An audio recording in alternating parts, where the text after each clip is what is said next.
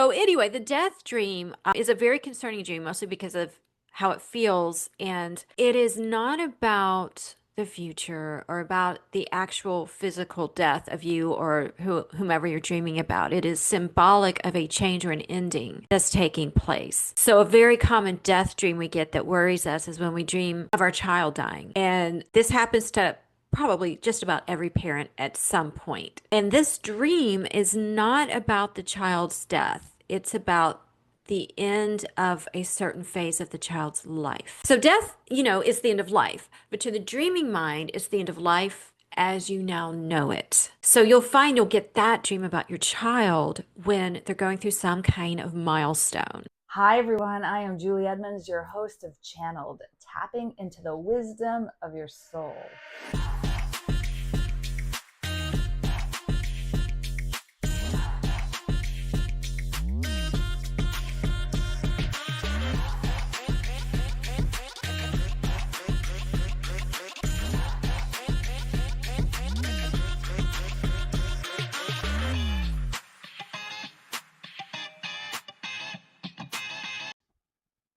Hello and welcome to Channel, tapping into the wisdom of your soul. I am thrilled to welcome Lauri Loewenberg, a certified dream analyst, and she's the best-selling author of Dream On It. And she's one of the world's most recognized dream experts. She's interpreted over 75,000 dreams, and she's appeared on platforms like The Today Show, Dr. Oz, and Good Morning America. So welcome, Lauri. Thank you so much for having me. Well, I'm excited to have you. So let's get started. First of all, you've analyzed over 75,000 dreams. It's probably closer to 100,000 at this point. So that, needless to say, that's almost all I do. Help people with their dreams. What sparked your fascination with dream analysis?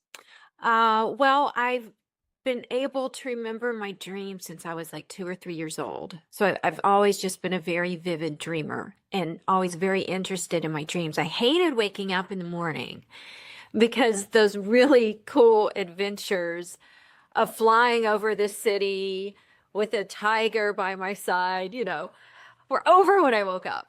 So long story short, it really wasn't until I was 19 and my grandfather died, and this was the first death of someone close to me that I had ever experienced. It was 2 weeks after his death, and I was very depressed from his death, clearly, obviously. And I had this dream where he and I were walking arm in arm through a museum, and I knew that he was dead. And so I asked him what it was like where he's at. And he said, I can't tell you that, but what I can tell you is that it is secure. And then he gave me a hug and he walked up the staircase. And as I watched him walk up the staircase, I woke up. And I swear to you, I could smell his Old Spice. Yeah. And I laid there in that several moments, that in between state. And I laid there and just thought, wow, that didn't quite feel like a dream. It was different. And I also thought about what he said, and it kind of made sense, secure. Because you can never get sick. You never have to worry about bills or betrayal or. No, but I also think the imagery of him like going up, you said an escalator or an elevator. Wow. And I also thought about the museum aspect. And I think my subconscious or the other side chose the museum setting because that's where we document life. Ooh, yeah, no, that makes total sense. Yeah. So anyway, that was the dream that propelled me to study dream psychology because it was so impactful to me that I wanted to know, what is this that we all do? Why do we do it? What's the purpose? What can we do with it? What's it all about? And I was so impressed by how practical your dreams actually are when you learn to understand them and connect them and see how they are very deeply connected to what's going on in your life. So even though they have this very ethereal, magical, mystical element to them, they are also very, very practical and unbelievably helpful. And they give us so much insight and clarity about ourselves and our lives. Yeah, I want to hear about that. So people who think dreams are just random, which, you and I both know they're not. Right. Speak to that for a minute. Like, how do you explain that part? Right. So they seem random because so many strange things can happen to you in a dream or happen within the dream. There's no way this makes sense. But they're not random. In fact, there is not a single thing in your dream that is random. Everything down to the color of the clothes that you're wearing, everything that is said in a dream, everything that happens in a dream, where your dream takes place, the setting of the dream, the objects in your dream. Nothing's random. It is all carefully pieced together by your very wise subconscious mind to give you a message about yourself and about your life right now. Your dreams are about what's happening with you right now. They're commentary on your day, pretty much.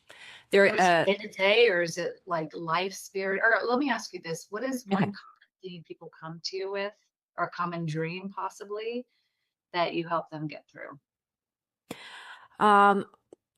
Okay, so one that really jars someone enough to set up an appointment with me is dreaming of death in some form or fashion, either their own death or the death of a loved one, because those dreams feel so real. And we very much go through the grieving process or the shock process while in the dream.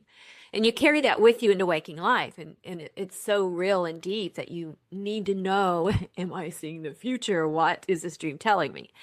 So you have to remember dreams are symbolic. You're not thinking in literal terms in a dream. You're thinking in symbols and metaphors because your brain is working differently while in the dream state. So certain parts of the brain are inactive, like the parts of the prefrontal cortex that are in charge of rational and linear thought. Those are inactive while we're dreaming. So that's why dreams seem random. That part of your brain is asleep. Yes, yeah. So anyway, the death dream is a very concerning dream, mostly because of how it feels. And it is not about the future or about the actual physical death of you or whomever you're dreaming about. It is symbolic of a change or an ending that's taking place. So a very common death dream we get that worries us is when we dream of our child dying. And this happens to probably just about every parent at some point. And this dream is not about the child's death. It's about the end of a certain phase of the child's life. So death, is the end of life. But to the dreaming mind, it's the end of life as you now know it. So you'll find you'll get that dream about your child when they're going through some kind of milestone. Maybe they started feeding themselves, they started school, they started driving, they started dating, and so that is the way, the death dream is the way your subconscious is helping you let go. So an old part of them is passing away, or an old part of the attachment you have with them Yeah. leaving, and then this new life cycle, this new something. Yeah. Wow. Okay. What about people? I know I dream all the time that I'm driving and I'm either in the back seat and I can't see, or pressing on the brakes. And Yeah. it's like the brakes aren't working, or they're like I'm pushing so hard for them to finally, barely work. Yeah, I get the backseat one, or the brakes, or I can't open my eyes and I'm trying to drive. Yes. Those are so frustrating. Then another common car dream is your car is, you're going back to the parking lot and you can't find it. All kinds of things happen to our cars in dreams. Now, the thing about dreams, and this is a thing you've got to remember whenever you are trying to work through your dream, is that almost everything in the dream is some part of yourself or something that directly affects the self. So the car in your dream will show you how you are currently moving forward in your life. So if you are in the back seat trying to drive, that could be telling you there's something going on in your life where you're taking the back seat and you're not in charge enough because you're not directly behind the wheel. And we use a lot of car metaphors to describe things in our life, like, I've got to steer this in the right direction, or I got to put the brakes on this. when you need to stop a behavior or a situation. So if you can find the metaphor in your dream, you found a good part of the message. So, I mean, that seems like a common dream. What about like, I dream too a lot, like I'm holding a baby and like I'm like it's falling and I'm dropping it or it's falling on the ground. Like, is it dead? And I pick it up and it's okay. Like, and I've heard people dream that a lot. Yes. So a baby in a dream, if you're not trying to get pregnant or you're not currently pregnant and you dream of a baby, then the baby, again, it's a part of yourself or a part of your life or something that directly affects the self. So the baby would represent something new and precious in your life that requires your care and attention so that it can reach or that you can reach full potential. So to drop the baby could be the way your subconscious is reprimanding you and saying, Julie, you're dropping the ball on this project, on this potential thing you had in the works. Oh, that's interesting. Or what about like I'm like afraid? Could it just be fear? Like, you know, showing up? Well, it would be specific, and all the details in the dream would highlight the specific fears you're having. Right. So when you have the dream, can you remember what you're thinking to yourself while in the dream? Okay. Okay. So when someone's dreaming and something's happening, what were the feelings and what were you thinking about in that dream? Yes. Yeah. Your thought process, whatever you say to yourself, whatever thought goes through your mind while in the dream is unbelievably important to pay attention to. Those are very powerful thoughts because those are your subconscious dream thoughts. And they will relate to something in your real life. So if, for example, in your baby dream, if you're dropping the baby and then you pick it up and you think to yourself, oh, good, it's okay. Okay, so what does that thought, it's okay, oh, good, it's okay, connect to in your real life? What can you say in your real life that fits? Is it a project that you had dropped the ball on, or is there something else that?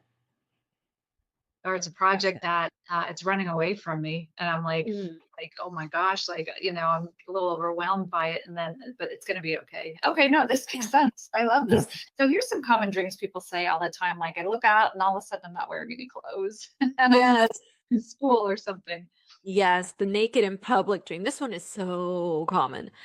So that's another important dream where you need to pay attention to what your thought process is in the dream because it will apply to something in your real life. So usually the naked in public dream happens when we're having a lot of concern over how we appear to others. We're feeling a little vulnerable or exposed or embarrassed somehow in real life. Something's causing us to feel, like everybody's looking at us and we wonder what they're thinking about, how we appear, not necessarily physically, but how we appear as far as our behavior, reputation. Hmm. And have you noticed in these naked in public dreams that usually you're the only one freaking out about your nudity and no one else in the dream really seems to notice or care?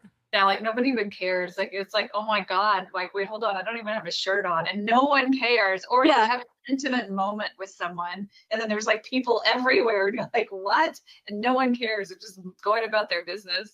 Right. So this is the way our very wise subconscious mind is showing us basically get over yourself. No one is giving this any energy or attention except you. So you're Like the you thing. conscious about something that nobody else cares. Okay, that's a good dream then. Yeah, all dreams are, even though they can very often be very frustrating or difficult to experience, the message that your subconscious is trying to convey to you through the dream is going to be positive and constructive and helpful to you. Wow. So what about people dream that their teeth are falling out? Oh, yes. Okay. So this is a really, really, really, really, really common one.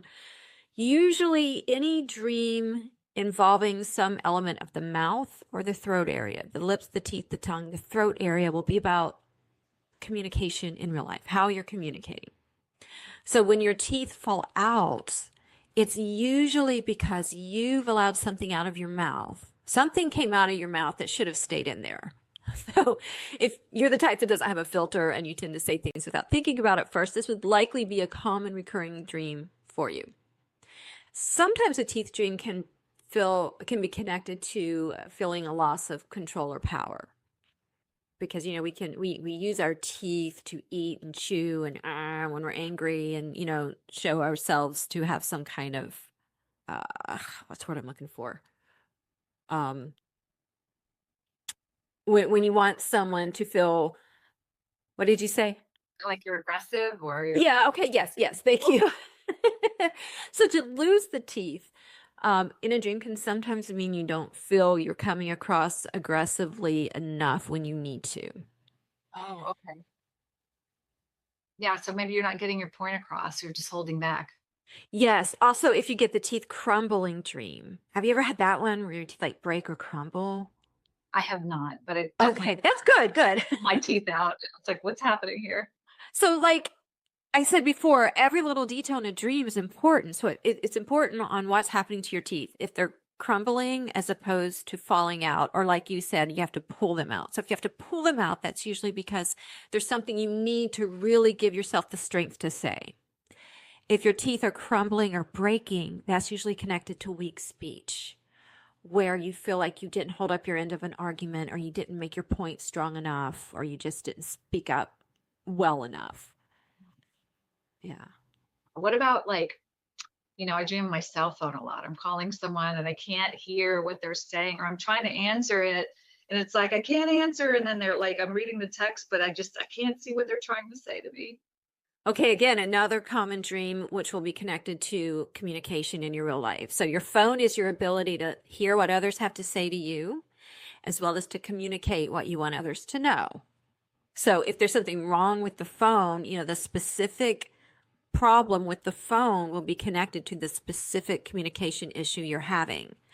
So which one do you think you get more, where they can't hear you or you can't hear them?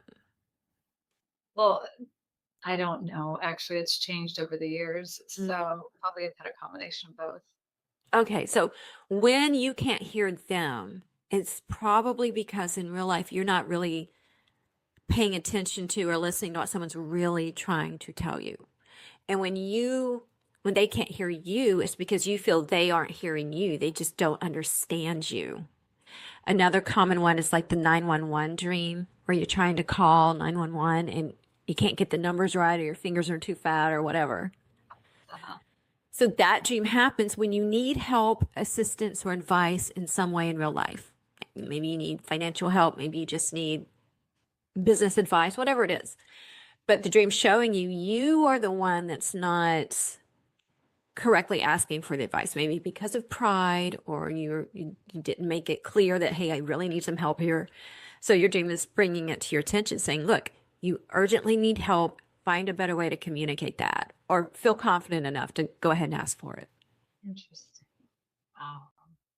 Wow. I have a common recurring dream where there's this like, and it's always a different person, but it's someone famous that, it could be Brad Pitt or Jennifer, Aniston or somebody, or J-Lo or somebody. I'm trying to take a picture. Like, can you take a picture with me? And they're always like, yes. And my phone won't turn on. And I'm like, oh my God, I'm going to miss this opportunity. Well, I think I just may have just said it. Okay, yes, you did. See how important the dream thoughts are?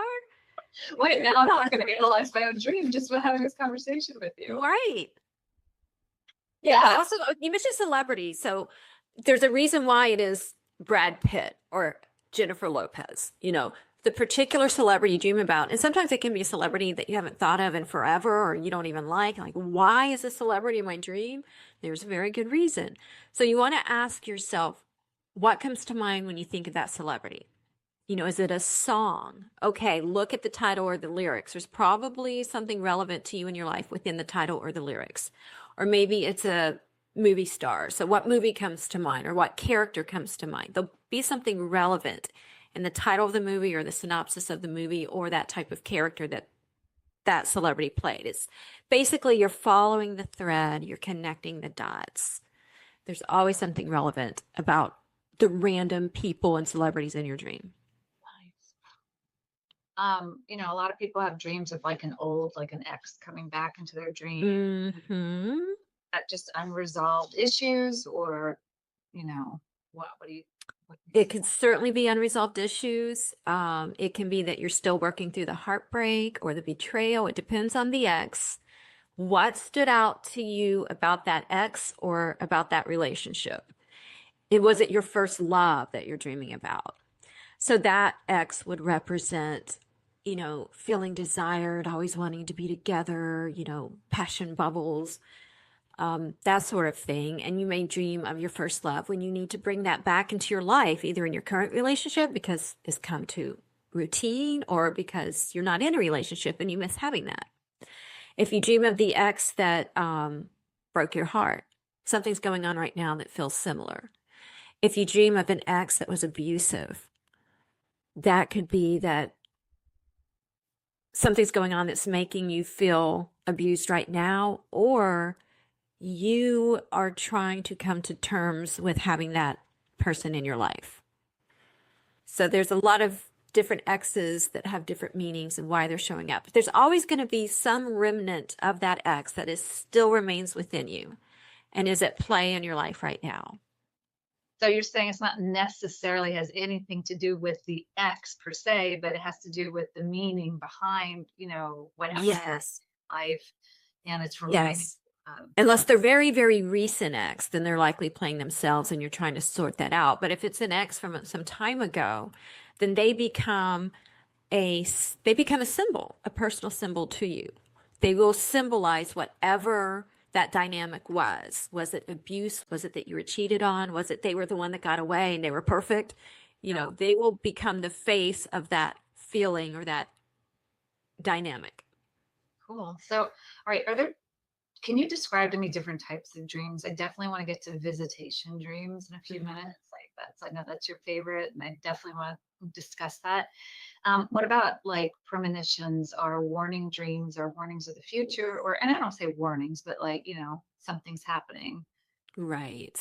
So like precognitive dreams is the technical term for it.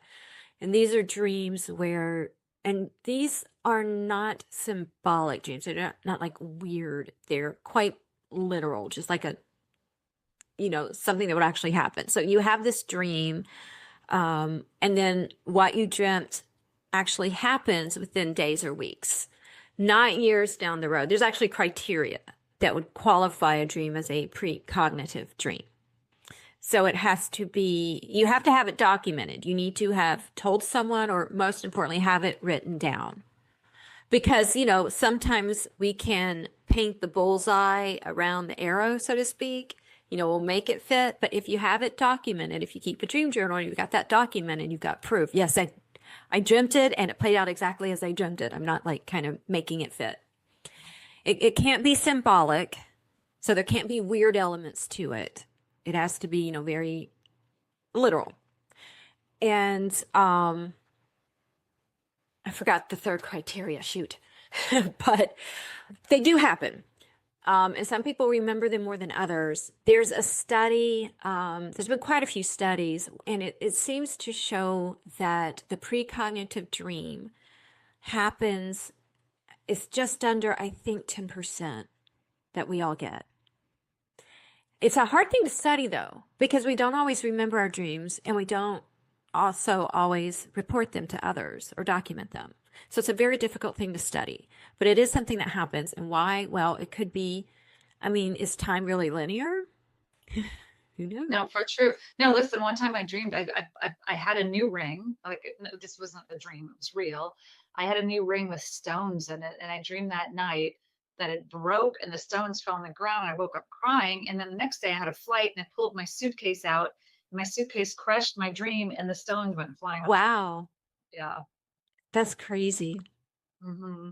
But what you're saying, it had to be like a literal. It's not like zebras were flying around in the back. Right. It needs to be literal. Yeah, I guess it was. It was so long ago, but I just remembered it now that we're talking about it. Okay, so there are some precognitive dreams, but they have to be exact, real, like no, crazy other things. Right. To fit the certified criteria of precognitive. Sure. And now, what about animal dreams? I dream all the time of snakes or little puppies, or I used to dream about spiders weaving webs around me all the time. Okay. So I do have an entire chapter on animals and dreams in my book, Dream on It. Unlock Your Dreams, Change Your Life, available everywhere.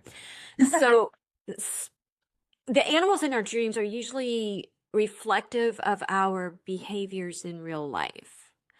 So you said spiders and what else? Well, the spiders, I would walk into my home in my bedroom where I grew up, and there were just these beautiful spider webs everywhere, and then spiders weaving, and I was scared, but then there was a part of me that wasn't at all. Like, wow, this is beautiful. It's amazing. I was like, but I'm walking amongst these spider webs. So that was a huge one. I had reoccurring for years and years and years. Oh, interesting. And this was when you were growing up. No, no, I didn't live there anymore. I was in my Oh, gotcha. back to my childhood bedroom. Okay. Okay. How long has it been since you've had that dream? Maybe 3 or 4 years. Okay. So whatever's connected to is probably no longer an issue since you're not having the dream anymore. So rather than telling you what spiders typically mean, let's play a little game. Okay. All right. So pretend that you are writing, you've been hired by Webster's Dictionary, and they need you to write the definition of a spider. What would you write? Okay, wow. Well, I mean, first the creepy crawliness, because we had black widows and all kinds of, those scary poisonous spiders growing up. But I think about the 8 legs. I think about the beautiful different colors. I think about the creativity, the fascination with them being able to spin these webs, and then if it breaks, they spin it right back. And then they're like self-contained. I mean, you have the spider web and a bug flies in it. It's like, okay, well, here I am. It's my food, and it's just sort of able to live on their own and live life. That's what I would. I mean, obviously they'd want a shorter definition than that, but like the long. Okay, well, that was very interesting. Everything you just said, is there anything within that that applies to you or anyone in your life? Well, now that we're speaking about this, yeah, the creativity, the beautiful web spinning, the hey, if the spider web gets ripped down, you just spin it right back. Resiliency but in a very creative, beautiful way. Okay, is that a part of you? Yes. I think that also seems very similar to dropping the baby dream. And you pick it up and it's okay. Oh, yeah. Okay. So I trust myself to be okay then. Yeah. You've got the ability to bounce right back and weave your magic. Baby. Yeah. I mean, if it's awful in a dream, you're dropping a baby, right? I mean, Yeah. I mean, sometimes a dream in the head's like bibbing and bobbing all over the place. I'm like, no, hold the head up. But hold your head up. Oh, well, there you go. Now you're really helping me through this. I'm hoping, listeners can relate because, these are I'm trying to think of the most common dreams. What are some other common dreams that your clients come to? Okay. Like dreaming your partner is cheating on you. Oh, yes. That's a huge yes. Okay. Now, this can, of course, be if there's infidelity in the past, and you're dreaming that shows that there's, trust issues that need to be worked through. But if you get this dream out of nowhere and you don't have, sometimes even before the dream, you've got some kind of suspicion. There's like red flags, and then you get the dream. It could be your gut saying, come on now. But if you get this dream and it seems to be coming out of nowhere, then it usually means that your partner is spending too much time and attention on something that's causing you to feel left out. So it could be that they're working too much, or maybe they have a new side hustle and they're spending a lot of time and attention on that rather than on you. It can be caused by a new baby, where all the time and attention is going into this baby. This baby's now the third wheel in the relationship. So ask yourself, what feels like a third wheel in this relationship and causing you to feel cheated out of that time and attention that you were previously used to? Right. So it's not like physically cheating with another human being. It's just cheating of your time or attention. Oh, that's interesting. Yeah. Wow. No, that makes total sense. I had a dream, my partner cheating, and there was like these girls everywhere. And he was looking at me like, who cares, Julie? What's the big deal? And he was like acting like it's no big deal. Like, so what if I'm doing this? So what? I'm like, what are you talking about? Yeah, so that's a common element you brought up in the dream where the partner that's cheating is like, what? Who cares? Or you walk in on them and they're in bed together and they don't care. Like, what? What? You know, so that shows you that this is a conversation you need to gently bring up, that you feel they may not be understanding or have any inkling that whatever it is they're doing is causing you to feel left out, or you're missing the time you used to have with them. So They've never really had the fact that they're actually doing that to you or you're feeling that way. right. Yeah. So let's move on to visitation dreams. We started this conversation. Let's finish the conversation with visitation. I'm really interested in, I've seen my grandmother, I've seen all kinds of past spirits and people that I know. Yeah. It's so every time you dream of someone that has passed, it doesn't mean it's a visitation because they will often represent a part of ourself, a part of our own personality, or even the time period when they were in our life. But the visitation dream or the contact dream feels different than regular dreams. It feels different, and you never forget it. Even the tiniest detail, it sticks with you like it was just last night. And you can smell the dream, you can taste the dream. It's just so very like it's almost like on a different dimension. All the senses are alive. Yes, everything is so vibrant and the feelings are so beyond what you feel on earth. It's different. And the I know that different feeling. It's totally different than just a regular yeah, dream where I'm at school and I can't find my classroom. Yeah. right. Yes. It is like you've touched the other side. Um, and when our loved ones appear to us in these dreams, they usually look fantastic. A lot of these dreams take place in a kitchen, interestingly enough. And they usually have a message of, I'm okay, or I'm still here, or everything's fine. And the reason, well, okay, I like to look at it scientifically how this can happen. If you believe that that consciousness, the spirit, the soul survives physical bodily death, that it continues to exist once the physical body has died, it will exist in wave energy, right? Science tells us all energy travels in waves, light waves, sound waves, radio waves, all energy, and that's why we can measure our brain wave patterns, our heart wave patterns. Energy exists in waves. So if consciousness and the spirit survives the death of the body, it will communicate in waves, so for example, when we fall asleep, with each stage of sleep, our brainwave pattern slows down.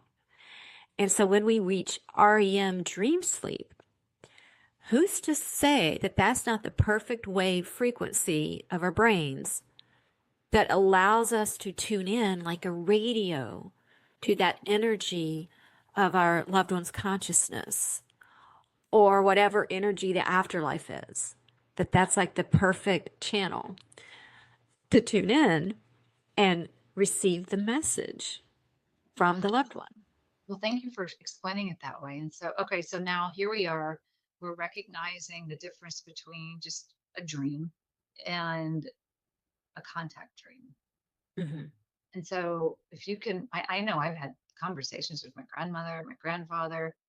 They've shown me portals where they are in the house that they lived in.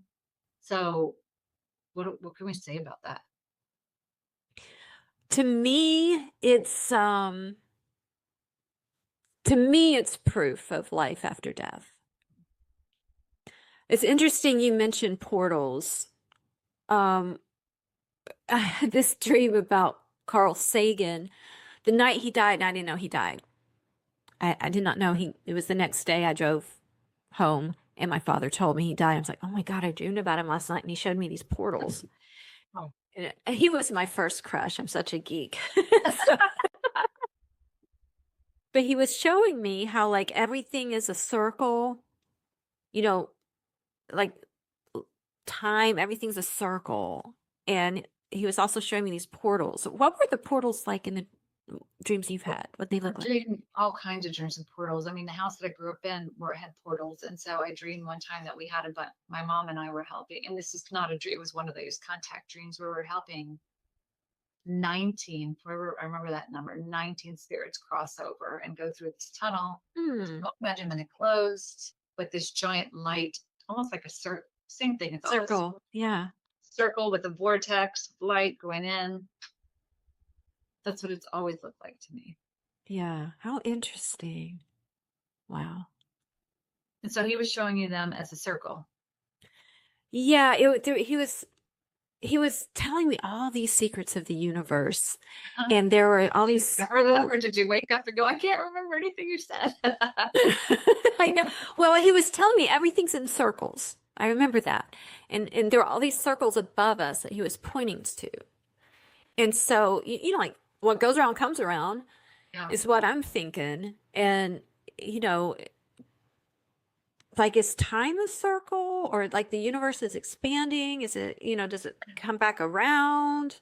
It's, you know, that's something I hope to understand fully one day. Yeah. Yeah. Me too. Me too. I mean, I've also, and you know, this is another time and another conversation. I dream of aliens and all these things too, where their ships are outside. Those are cool. I've had some of those before. Yeah. Or like watching like some craft up in the sky, like change shapes and, you know. It's so wonderful to remember dreams because, Yeah. you know, if we know what they are, we scientifically break them down, and then times we just don't. It's just, I love that I remember my dreams. Is there something you can tell the listeners to help them remember their dreams? Well, yes, I can. It's actually quite easy to remember your dream. First of all, keep a journal by your nightstand, on your nightstand, by your bed, just to let your subconscious know, I am ready and I have a place for you for the messages that you are giving me. I am prepared. And leave it open to let your subconscious know. Because remember, subconscious speaks in symbols. So the open journal is symbolic to the subconscious that you are open and ready to receive the messages you are giving yourself through your dreams.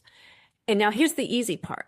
When you wake up, whether it's in the middle of the night to go to the potty or you're waking up for good in the morning, don't move. Don't get out of bed. Stay in the exact same position you woke up in, because that is the position your body was in when you were dreaming. So if you move, if you roll over, if you get out of bed, you have killed your ability to remember your dreams. Stay put. Don't think about anything, and give yourself like 3 to 5 minutes of quiet, still time. Don't even open your eyes, and just stay there in that position and in that moment and let the dream come back to you. That is all it takes. You might only just remember a little piece, like I remember something about a dog, or you might just have a feeling, you know, you're feeling sad. Well, that's because that's a leftover, it's a remnant of your dream. Write it down, even if it's just the tiniest piece, write it down. And so it's like a muscle. The more you work it, the stronger it gets. Do this every morning. And before you know it, you'll start remembering all your dreams, because we average about 5 dreams per night. Oh, So the more you do it, that. Okay. That makes yeah. sense. And then it becomes a part of your life. You know, it becomes like a very dear friend. And you start working with your dreams, and what you're basically doing is becoming a partner with your very wise subconscious mind. And you start having conversations, because that's what dreams are. It is a conversation with the self. Your dreams are messages from you to you about you in order to improve you. So when you start working with your dreams, they will benefit you tremendously. Wow, that was beautifully said. Thank you. I'm gonna have to. Do you remember what you said? For you, with Your you. dreams are messages from you to you about you in order to improve you. Oh wow, I love that. I'm gonna have to write that down.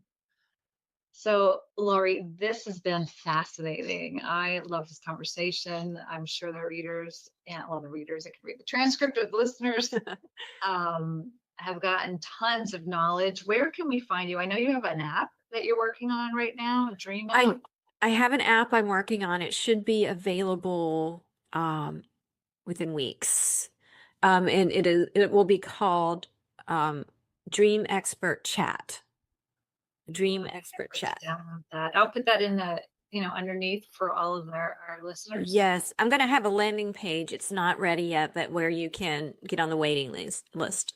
But in the meantime, all my social media is Lauri the Dream Expert, Lauri, Lauri the Dream Expert on TikTok, Instagram, Facebook, X, and YouTube.